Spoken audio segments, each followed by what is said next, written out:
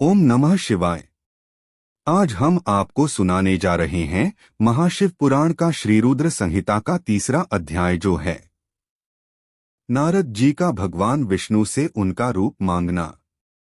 सूत जी बोले, महर्षियों, नारद जी के चले जाने पर शिवजी की इच्छा से विष्णु भगवान ने एक अद्भुत माया रची। उन्होंने जिस ओर नारद जी जा रहे थे वहां एक सुंदर नगर बना दिया। वह नगर बैकुंठलोक से भी अधिक रमणीय था। वहां बहुत से विहार स्थल थे। उस नगर के राजा का नाम शीलनिधि था। उस राजा की एक बहुत सुंदर कन्या थी। उन्होंने अपनी पुत्री के लिए स्वयंवर का आयोजन किया था। उनकी कन्या का वरण करने के लिए उत्सुक बहुत से राजकुमार पधारे थे। वहां बहुत चहल पहल थी। इस नगर की शोभा देखते ही नारद जी का मन मोहित हो गया। जब राजा शीलनिधि ने नारद जी को आते देखा तो उन्हें सादर प्रणाम करके स्वर्ण सिंहासन पर बैठाकर उनकी पूजा की। फिर अपनी देवसुंदरी कन्या को बुलाया, जिसने महर्षि के चरणों में प्रणाम किया। नारद जी से उसका परिचय कराते हुए शीलनिधि ने निवेदन किया, महर्षि, यह मेरी पुत्री श्रीमती है। इसके स्वयंवर का आयोजन किया गया है। इस कन्या के गुण दोषों को बताने की कृपा कीजिए। राजा के ऐसे वचन सुनकर नारद जी बोले, राजन, आपकी कन्या साक्षात लक्ष्मी है।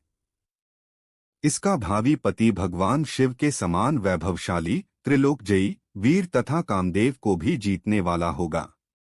ऐसा कहकर नारद मुनि वहां से चल दिए।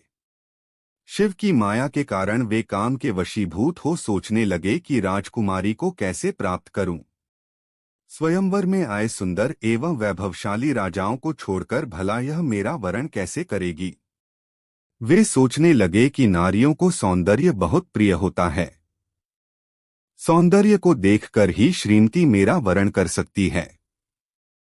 ऐसा विचार कर नारद जी फिर विष्णुलोक में जा पहुंचे और उन्हें राजा शीलनिधि की कन्या के स्वयंवर के बारे में बताया तथा उस कन्या के साथ विवाह करने की इच्छा व्यक्त की। उन्होंने भगवान विष्णु से प्रार्थना की कि वे अपना रूप उन्हें प्रदान करें ताकि श्रीमती उन्हें ही वरे। सूत जी कहते हैं, महर्षियों, नारद मुनि की ऐसी बात सुनकर भगवान मधुसूदन हंस पड़े और भगवान शंकर के प्रभाव का अनुभव करके उन्होंने इस प्रकार उत्तर दिया। भगवान विष्णु बोले, हे नारद, वहां आप अवश्य जाइए। मैं आपका हित उसी प्रकार करूंगा जिस प्रकार पीड़ित व्यक्ति का श्रेष्ठ वैद्य करता है, क्योंकि तुम मुझे विशेष प्रिय हो। ऐसा कहकर भगवान विष्णु ने नारद मुनि को वानर का मुख तथा शेष अंगों को अपना मनोहर रूप प्रदान कर दिया। तब नारद जी अत्यंत प्रसन्न होते हुए अपने को परम सुंदर समझकर शीघ्र ही स्वयंवर में आ गए और उस राज्य सभा में जा बैठे। उस सभा में रुद्रगण ब्राह्मण के रूप में बैठे हुए थे। नारद जी का वानर रूप केवल कन्या और रुद्रगणों को ही दिखाई दे रहा था, बाकी सबको नारद जी का वास्तविक रूप ही दिखाई दे रहा था। नारद जी मन ही मन प्रसन्न होते हुए श्रीमती की प्रतीक्षा कर रहे थे। हे ऋषियों, वह कन्या हाथ में जयमाला लिए अपनी सखियों के साथ स्वयंवर में आई। उसके हाथों में सोने की सुंदर माला थी। वह शुभलक्षणा राजकुमारी लक्ष्मी के समान अपूर्व शोभा पा रही थी। नारद मुनि का भगवान विष्णु जैसा शरीर और वानर जैसा मुख देख वह कुपित हो गई और उनकी ओर से दृष्टि हटाकर मनोवांछित वर की तलाश में आगे चली गई। सभा में अपने मनपसंद वर को न पाकर वह उदास हो गई। उसने किसी के भी गले में वरमाला नहीं डाली। तभी भगवान विष्णु राजा की वेशभूषा धारण कर वहां आ पहुंचे।